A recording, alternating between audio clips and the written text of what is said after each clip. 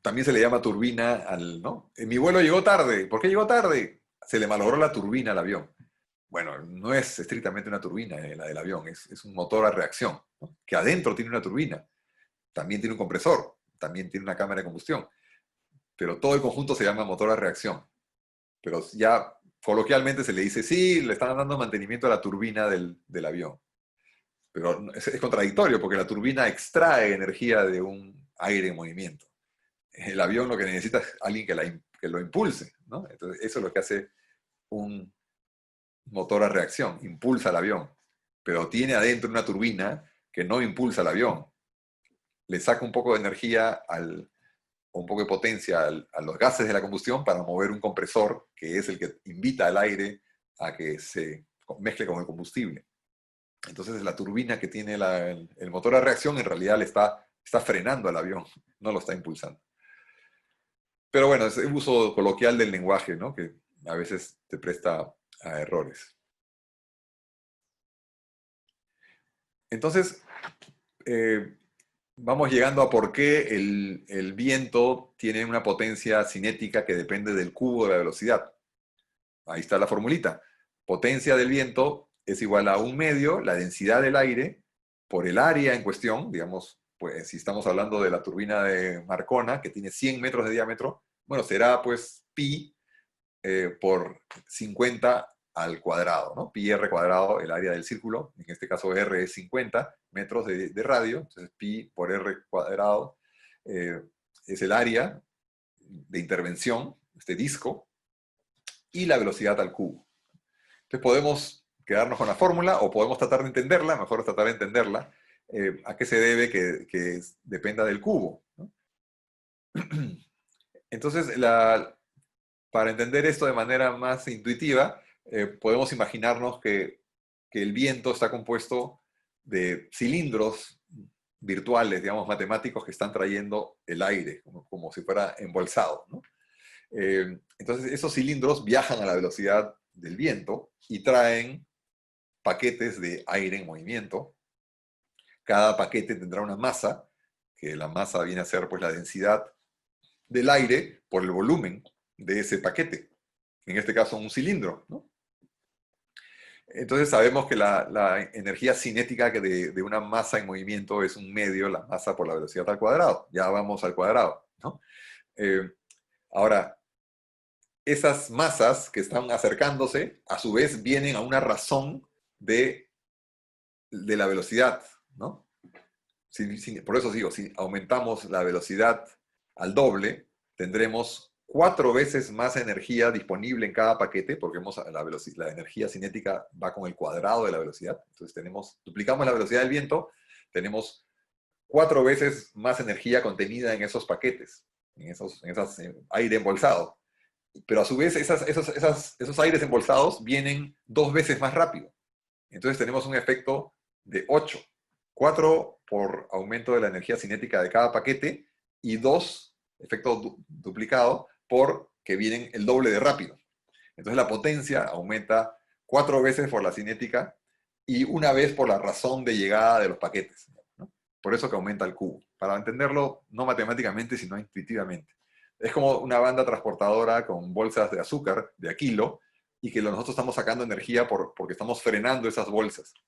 Aumentamos la velocidad de la banda transportadora al doble, cada bolsa tendrá 4 veces más energía cinética y al venir las bolsas el doble de rápido, tendremos el doble también de disponibilidad de esa energía, que ya de por sí ha aumentado 4 veces. Entonces es 4 por 2, 8. Entonces al aumentar la velocidad del viento 2 veces, la potencia aumenta 8 veces.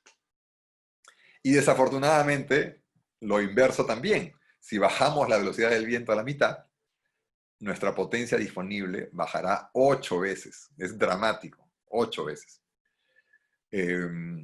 Entonces, una turbina eólica que está diseñada para darnos, por ejemplo, 1 kilovatio a 10 metros por segundo, que es una velocidad de viento razonable para máxima potencia, si la ponemos a trabajar a 5 metros por segundo, que podríamos considerar, bueno, pues 5 metros por segundo es un buen viento. Bueno, esa turbina a lo más nos va a dar 125 vatios.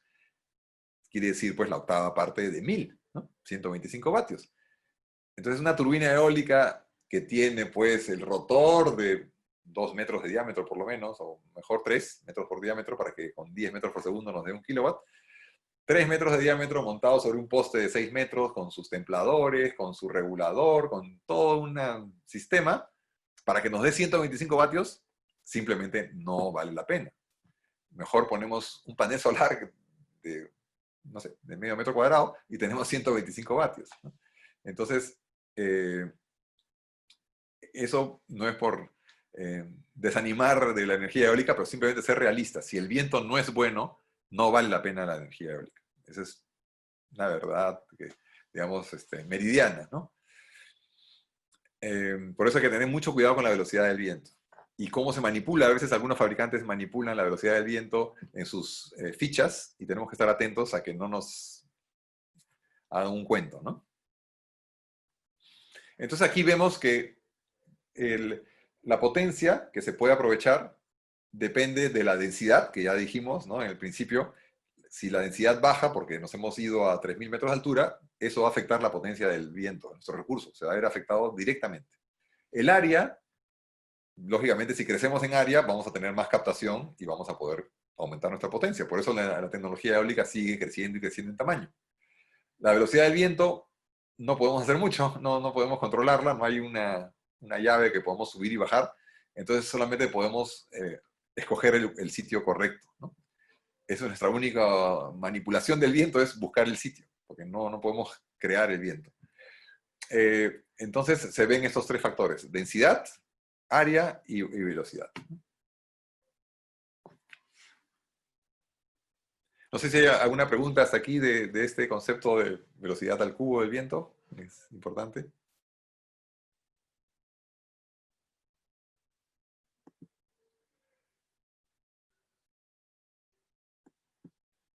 ¿No hay ninguna pregunta?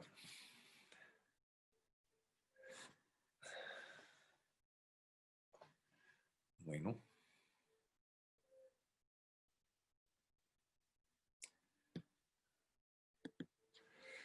Okay. Bueno, entonces ya sabemos cuál es la potencia en bruto que trae el viento.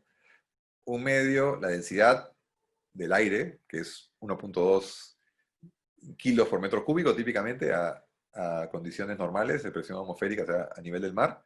Si subimos, no se puede ir a 1 kilo por metro cúbico o hasta 0.8 kilos por metro cúbico, porque tenemos menos densidad con la altura, ¿no? Y el área y la velocidad al cubo. Esa es la potencia en bruto que trae el viento. Ahora, ¿cuánta de ella podemos aprovechar? El viento lo recibimos, lo frenamos un poco, le sacamos un poco de su potencia, energía por unidad de tiempo, potencia, y lo dejamos ir. Tenemos que dejar ir al viento, no podemos ser angurrientos y decir, no, yo no lo voy a dejar ir, yo le voy a sacar hasta el último centavo de potencia a ese viento, porque, no sé, quiero aprovecharlo lo mejor posible. Bueno, no podemos llenarnos de viento. O sea, ¿qué hacemos con el aire? Tendríamos que tener un agujero negro para desaparecer el aire en un hueco y aprovechar y frenarlo todo. Si frenamos el viento, nos quedamos con el aire. No podemos hacer eso. Tenemos que frenarlo y dejarlo pasar, ¿no? Entonces, tenemos una velocidad antes de la turbina, que es la que medimos con un anemómetro, porque cuando hacemos una prospección eólica, no hay turbina, ¿no? Está sin turbina, entonces medimos un viento que se puede llamar imperturbado. La presencia de la turbina ya está perturbando al viento, ya está causando una alteración, un efecto de frenado. Entonces, si queremos medir el viento y hacer algún análisis de rendimiento de una turbina, vamos a tener que medir el viento bastante antes de la turbina, unos 5 o mejor 10 diámetros antes de la turbina, medir el viento, para que no esté frenado por la presencia de la turbina. Ese será nuestro viento para hacer el análisis. Cuando la turbina procesa el viento y lo deja pasar, habrá una velocidad V2 que será menor. Si no fuera menor, significa que no estamos haciendo nada, no estamos frenando. Si estamos obteniendo alguna potencia del viento, es porque estamos frenando el viento. Por lo tanto, la velocidad después de la turbina será menor. Y habrá una velocidad que será muy difícil de medir, que es la velocidad justamente por la que está pasando en el plano de giro de las palas, ¿no? Bueno, no vamos a entrar en detalle de esto, pero es aplicación de leyes de la física clásica, ¿no? De Newton y demás. Newton, Bernoulli, conservación de la energía, conservación de la masa, y se llega a la conclusión de que el punto óptimo de interacción con el viento en una turbina que es ideal, que es inmaterial prácticamente, que es matemática, que hace un efecto de frenado perfecto, sin fricción y sin turbulencia, sin vórtices ni nada por el estilo. O sea, una turbina matemática ideal, que no existe. Lo mejor que se puede hacer para obtener potencia del viento es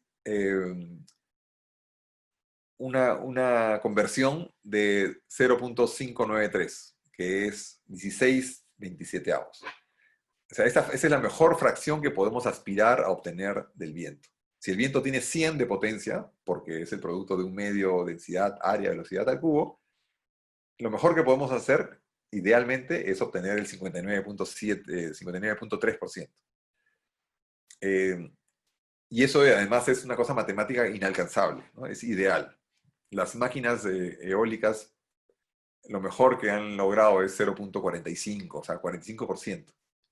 ¿Por qué? Porque además de esta limitación matemática, digamos, física, hay una limitación ya real de fricción en las palas, de vórtices o remolinos, de efecto de la punta, etc., ¿no?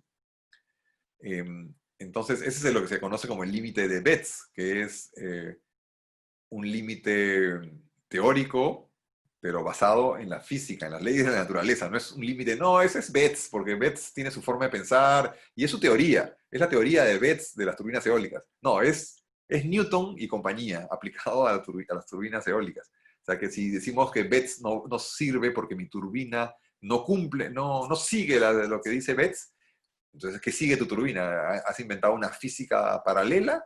¿No? Porque hay personas que proponen turbinas eólicas y publicitan turbinas eólicas que exceden el límite de Betz, que Betz no va con ellos, porque su turbina funciona de otra manera. Entonces, si funciona de otra manera, explícanos cómo funciona, porque significa que no sigue las leyes de la física tal como las conocemos. Entonces sería pues revolucionario y de repente merecería pues un premio Nobel, pero nadie lo explica, ¿no? Es, digamos, bastante irresponsable. Ingeniero Aquí hay Franco, sí hay tenemos preguntas. una pregunta que es del Sí. ingeniero Laima y otro que es del ingeniero Ruperto. Sí, la primera pregunta es, ¿cuánto tiempo debe tomarse los datos en sitio de velocidad del viento? ¿Un año, 3 años? ¿Y cuánto es el tiempo mínimo exigido recomendable? Ah, ya. Acá estoy viendo en el chat, sí. Sí. Eh, sí, me se han acumulado las preguntas, perdón, ¿no? Las dos últimas es la del Ah, ingeniero Laima y el del ingeniero Ruperto. pero se recuperan las palas, las aletas, para ir rápido con esto. No, es complicado. Las palas, si se puede, digamos, si la máquina no ha llegado a su límite de vida útil, se puede reubicar en otro lugar, en un mercado de segunda mano, tal vez, ¿no? Ahora, si la máquina hay que reciclarla, el ítem más complicado de reciclar definitivamente es la pala, porque está hecha de fibra de vidrio con resinas, y eso no se puede, pues, disolver, derretir o nada. Hay que molerlo y convertirlo en algún tipo de relleno para otra cosa. Y cuesta mucho dinero y energía moler la pala, ¿no? Porque lo demás es acero, es cobre, es plástico, que todo puede ser reciclado y es valioso. Pero las palas sí es un problema. Pero hay tecnología para eso y bueno, habría que hacer una investigación de en qué anda esa tecnología de reciclaje de palas, pero convertirla en una nueva pala no se puede. Uh, ¿Las torres en el mar son tan altas como las torres en la costa? Sí, son más altas todavía porque pero es cierto que no tienen por qué ser tan altas porque en el mar tenemos una superficie ideal, llana, no hay obstáculos, por lo tanto el perfil del viento es el mejor que podemos tener. En perfil me refiero velocidad con altura, crece muy rápido Entonces no tiene mucho sentido irse muy, muy alto porque ya el viento no va a aumentar mucho más, porque no hay mucha rugosidad en la superficie. Entonces las torres serán pues lo menos altas posible, porque hay un tema de costo, un tema de estabilidad también de la torre, que ya no está anclada al terreno, sino anclada a a unas, digamos, líneas fondeadas en el mar, ¿no? O en una tipo de plataforma petrolera que también encarecería ponerla muy alta. Entonces, hay un tema de racionalidad con la altura. Pero tiene que estar a una altura suficiente pues, para que la pala pues, no esté en riesgo de chocarse con las olas. Um, ¿Cuánto tiempo debe tomarse datos en un sitio de velocidad de viento? Uno. Bueno, en un parque eólico, mínimo un año, dos es lo recomendable. Si estamos hablando de pequeñas instalaciones eólicas, tal vez, dependiendo pues de lo que les explicaba, ¿no? Si la turbina, si es un proyecto de $10,000, no nos vamos a gastar pues 3,000 en mediciones, ¿no?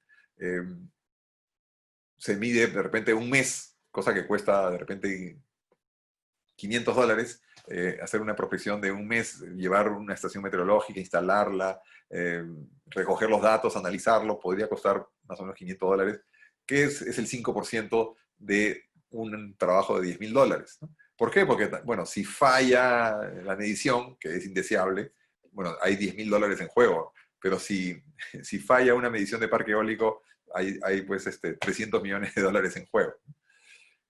Entonces, sí, pero mínimo hay que medir un mes para tener la mínima idea de que hay viento, ¿no? Un mes. Pero digo, no vamos a hacer una medición de un año para instalar una turbina de eólica de 1 kilowatt. Tenemos que ya basarnos en otros parámetros, en lo que nos dice la gente, en lo que nos dice el cliente. El límite se cumple a turbinas eólicas en Barlovento, Sotavento, a cambiar el límite. No, no entiendo eso. No entiendo esto de Barlovento, Sotavento. Si puede explicarlo, por favor, en su pregunta. Ingeniero Edison, Ruperto, ¿nos podría especificar, por favor, su pregunta? Hay otra pregunta más, ingeniero Franco, la última. Turbinas a Barlovento o a Sotavento se refiere a rotores que están puestos viento arriba o viento abajo de la torre, creo, ¿no? Sí, absolutamente, es un límite físico. Si la turbina está puesta delante de la torre, tendremos mejores posibilidades de ser eficientes que si tenemos la turbina detrás de la torre, ¿no? A sotavento, que sí, el viento viene, después viene la torre y después viene el rotor. Entonces tendremos la sombra de la torre que nos va a causar un detrimento en nuestra capacidad de producir energía y además problemas de turbulencia porque cada vez que pasa la pala por la sombra de, digamos, el viento sucio o viento interferido por la torre va a generar un golpe, ¿no? ¿Y el límite de Betz se aplica para turbinas de eje vertical? Definitivamente. El límite de Betz es un límite físico que no especifica qué turbina es. Es un actuador, es un disco o alguna interfase que frena el viento, nada más, ¿no? Entonces sí, se aplica de manera universal. No hay vuelta, no hay cómo sacarle la vuelta, porque a veces con el ánimo de inventar algo, no digo que no se puede inventar cosas nuevas, por supuesto que se pueden inventar cosas nuevas, si no, ¿dónde estaríamos? Pero inventar cosas nuevas con conocimiento y con, digamos, siguiendo las leyes de la física, de la naturaleza, salvo que descubramos una ley nueva, ¿no? Pero entonces, primero publiquemos qué nueva ley de la física hemos descubierto y después cómo la hemos aplicado a nuestra turbina eólica que rompe con las leyes de la física tradicional. Entonces, sí, el límite de Betz es un límite físico basado en, como digo, entre comillas, Newton y compañía, ¿no? Entonces, si decimos que nuestra turbina no cumple con Betz, es como decir, bueno, no cumple con Newton. Ya, entonces, ¿con qué cumple? Con otra mecánica. Explícamela, ¿no? En cuanto a los tamaños, ¿cuál cree que es la potencia máxima alcanzada de aire? Bueno, ahí estamos con turbinas más y más grandes, ya entramos, de hecho ya hemos entrado en una etapa de problemas de transporte, ¿no? Las turbinas estas del Parque Eólico Marcona, que son ya pequeñitas para lo que se está manejando en el mundo ahora, digamos de 100 metros de diámetro ya resultan pequeñas para lo que está el límite de la tecnología. Por eso digo que ya están más pensadas para transporte marítimo a parques eólicos marítimos, ¿no? Hay turbinas que se ensamblan en una rada, ¿no? En un puerto, se ensambla la turbina completa. Así han montado un parque en el norte de Escocia, lo han ensamblado en la costa de Noruega, han hecho el montaje de la torre con el balasto, con el contrapeso, y el rotor, todo en un sitio controlado, en una bahía artificial ahorrada de un puerto, y luego han llevado las turbinas a remolque, ya completas, a su ubicación para luego anclarlas, ¿no? Anclarlas con esta tecnología prestada de las plataformas petroleras, que son campanas de succión, ¿no? Se limpia el fondo del mar, se sumerge una campana de acero con un cable, luego se evacúa el agua y eso genera pues un efecto chupón en el fondo del mar tremendo, y de esa manera se retienen las turbinas flotantes. O sea, son turbinas flotantes. Entonces el tamaño de las turbinas sigue creciendo y ya llega un punto en que las palas tienen que ser hechas en dos partes. Entonces ahora hay congresos internacionales de cómo se hacen las palas en dos partes seccionadas, y cuál es la tecnología y los efectos, y ahí están investigando. Pero es complejo, ¿no? Porque es una pala, ustedes han visto el video de Marcona, cómo la pala está curvada, girando, y un seccionamiento ahí con tornillos y con ensambles es la pesadilla perfecta para un ingeniero mecánico, ¿no? La fatiga y las solicitaciones mecánicas en esa junta son tremendas, y los riesgos también son enormes. Si se falla esa junta, sale volando un segmento de pala que ya podría causar un tremendo accidente, y si sale volando el extremo de pala y no mata a nadie, bueno, también la turbina va a quedar desbalanceada, y si no la paramos inmediatamente va también a destruirse, ¿no? Entonces es complicado, pero sí, la tendencia es a seguir creciendo en tamaño. Ingeniero Franco, mis participantes, ¿les parece si tomamos un receso de 15 minutos? ¿Está bien el tiempo? Para mí está bien, sí. ¿Sí? Hasta las 5:45. Exacto. ¿Me parece? No sé si los demás están de acuerdo o quieren más Estimados tiempo. participantes, ¿les parece 15 minutos de receso? Por favor, por el chat me confirma. Sí, bueno. Nos mencionan que están de acuerdo, ingeniero. Entonces, 5:45 retomamos con la clase.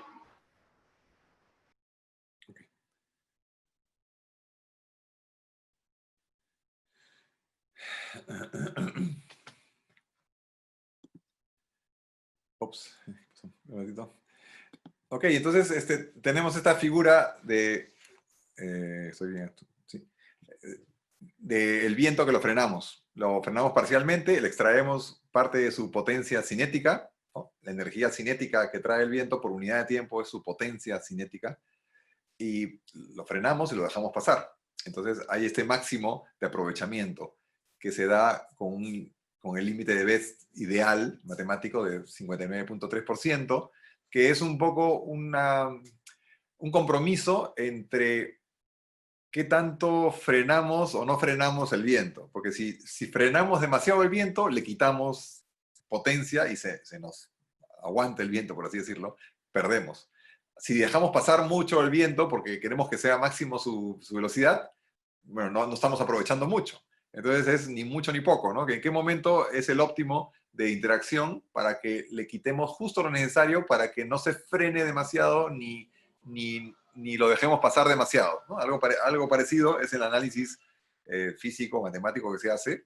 No es digamos, no es ciencia espacial, es un par de consideraciones físicas y un análisis de unas derivadas para sacar el máximo, y se obtiene este factor teórico. 59.3%, que es ideal, inalcanzable por cualquier máquina real. Las máquinas reales tienen fricción, tienen un número limitado de palas, giran a una velocidad también limitada, y tienen problemas de turbulencia, de torbellinos en los extremos de las palas. Entonces, de hecho, van a tener menos rendimiento que el ideal de Betz. Estamos hablando de no 59.3, sino 42, 45% es lo que se puede esperar de una buena turbina eólica. Las turbinas verticales no se salvan de esto, no por ser turbina vertical no cumple con BETS. Es más, las turbinas verticales pueden aspirar a menos todavía, porque las turbinas verticales tienen problemas extras de, digamos, de que en una parte del recorrido forzosamente van a estar yendo contra el viento y eso genera pues una merma en el torque, en la fuerza de giro, y también tienen definitivamente interferencia entre un componente de la turbina que está pasando delante del viento y uno que está atrás, ¿no? Le genera una turbulencia al que está yendo atrás. Entonces, esas dos cosas, de hecho, le quitan expectativa de eficiencia. Eh, una muy buena turbina vertical nunca va a ser mejor que una muy buena turbina de eje horizontal, o sea, de disco, ¿no? Entonces, salvo, bueno, una turbina mala de eje horizontal, como es la que hemos visto, de hecho puede ser sobrepasada por una turbina vertical bien hecha, pero ambas bien hechas, la turbina horizontal tipo hélice, ¿no? Tiene las de ganar definitivamente. Entonces, bueno, ¿qué coeficientes se pueden establecer? Hay esos dos coeficientes que son básicos, que tenemos que conocer, que es el coeficiente de potencia y el coeficiente de velocidad. Son dos que nos marcan la calidad o la característica de la turbina eólica, ¿no? ¿Qué cosa es el CP o coeficiente de potencia? Es un ratio, un número puro, que compara la potencia que obtenemos en nuestro eje. Acuérdense que es una turbina, por definición una turbina tiene un eje que gira y que le podemos sacar potencia mecánica. Potencia mecánica se entiende como torque, o sea, fuerza de giro, por velocidad de giro.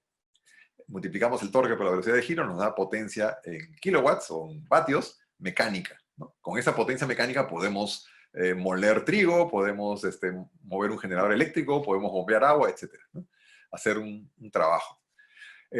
Entonces, esa potencia mecánica que podemos finalmente obtener en nuestro eje, de esta cosa que gira, que se llama turbina y que está interactuando con el viento, la dividimos entre la potencia que trae el viento antes de la turbina, el viento, la velocidad de viento imperturbada. Si ponemos nuestro anemómetro lejos, adelante de la turbina, digamos 5 diámetros por lo menos delante de la turbina, y medimos con nuestro anemómetro cuántos metros por segundo hay. Conocemos el diámetro de nuestro invento, nuestra turbina, conocemos la densidad del aire, porque sabemos a qué altura estamos sobre el nivel del mar y a qué temperatura estamos, y medimos a su vez el torque y la velocidad angular que estamos obteniendo en nuestro eje, podemos sacar este CP. ¿Cómo lo sacamos? Dividimos la potencia mecánica real que estamos sacando de nuestro rotor giratorio y la dividimos entre un medio, densidad, área, velocidad del viento imperturbado al cubo, ¿no? Ese ratio podríamos aspirar que matemáticamente sea 59.3, el límite de Betz, pero no va a ser. Va a ser algo más realista como 0.4 o 0.35 tal vez, no sé, dependiendo de qué tan buen trabajo hayamos hecho. Ahí viene la cuestión. Ahí viene qué tan buenos somos diseñando turbinas eólicas. Porque cualquier cosa gira con el viento, ¿no? Desde, o sea, este juguetito es una turbina eólica. Tiene un eje definido, gira con el viento, le extrae parcialmente su potencia, y es una máquina giratoria, es una turbina. Pero si la ponemos en este ensayo de medirle cuánto puede extraer de la potencia que trae el viento, posiblemente nos va a salir un ratio bastante bajo, ¿no? Porque está hecha para dar vueltas como juguete, pero no para interactuar eficientemente con el viento. Es muy fácil hacer algo que gira con el viento, digamos. Ponemos 4 cucharas soperas atadas a un eje de plastilina de cerámica en frío, con una cañita en el medio, y la ponemos al viento, y tal vez va a girar. Turbina eólica, listo. Ahora, ¿qué tan buena es? Saquémosle el CP, el ratio entre la potencia que extrae entre la potencia, saquemos la potencia que extrae entre la potencia que tiene el viento, ¿no? Entonces ahí veremos qué tan buena es esta cuchara sopera dando vueltas. No será muy buena, ¿no? O podemos poner en turbina vertical, podemos poner 4 tinas o 3 tinas dando vueltas en un eje, ¿no? Como si fuera un carrusel. La ponemos al viento, va a dar vueltas. Definitivamente eso va a dar vueltas. Es una turbina eólica. Ahora, la frenamos, le decimos, quiero que me generes energía eléctrica con el viento que hay. Ahí veremos qué tan buenas son esas tinas para interactuar con el viento. De hecho, no van a ser muy buenas. Entonces, tenemos que tener buena aerodinámica, y vamos a hablar un poco de aerodinámica más adelante, para obtener un buen CP, una buena conversión. Para estar por encima del 40% tenemos que tener un buen diseño. Y para eso saber de aerodinámica es fundamental. No es posible diseñar una buena turbina eólica si no hemos leído un par de libros sobre aerodinámica, o por lo menos los rudimentos, ¿no? Porque también he visto inventos, que otra vez repito, todos podemos inventar, pero con conocimiento y con razonabilidad, leyendo el libro, ¿no? Como se dice, de turbinas eólicas que prescinden de la aerodinámica, ¿no? Que hacen su propio perfil aerodinámico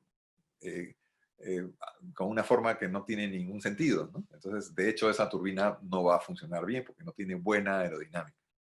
Así como para que un avión vuele bien tiene que tener buena aerodinámica, bueno, una turbina eólica para que sea buena tiene que tener también buena aerodinámica. Estamos finalmente tratando con aire en movimiento.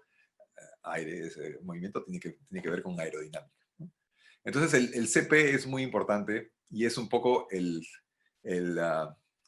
indicador principal de qué tan buena es la turbina, qué tanta potencia le puede sacar al viento.